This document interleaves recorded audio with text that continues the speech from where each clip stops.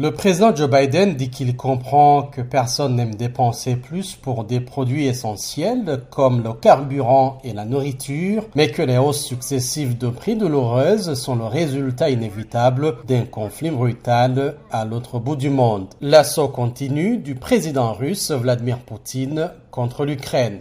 Nous avons coupé l'importation du pétrole russe aux États-Unis et nos partenaires européens ont fait de même, sachant que le prix de l'essence allait augmenter. Nous aurions pu fermer les yeux sur les agissements meurtriers de Poutine et le prix du gaz n'aurait pas connu la flambée qu'il a connue.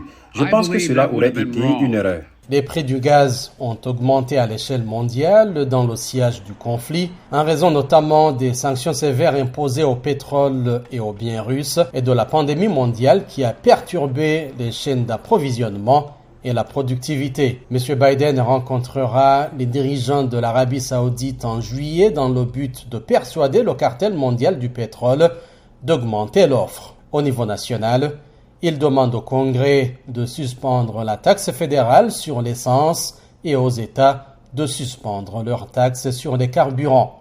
Ce que l'administration propose, bien sûr, c'est un autre gadget, un autre pansement, et quelque chose qu'elle sait être mort à l'arrivée au Congrès. Poutine ne semble pas non plus vouloir reculer.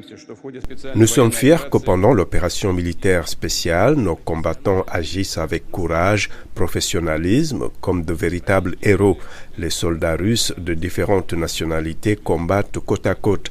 Dans cette unité, dans la foi de la justesse de leur cause, dans l'énorme soutien populaire que nos soldats ressentent, réside la grande force invincible de la Russie. La Maison-Blanche dit que la hausse des prix n'est pas la seule conséquence de la guerre. La Russie bloque également les exportations de céréales ukrainiennes, provoquant des chocs dans le monde entier, jusqu'en Afrique. Ce sujet sera probablement abordé lorsque les dirigeants du G7, les 7 nations les plus riches du monde, se réuniront la semaine prochaine en Allemagne.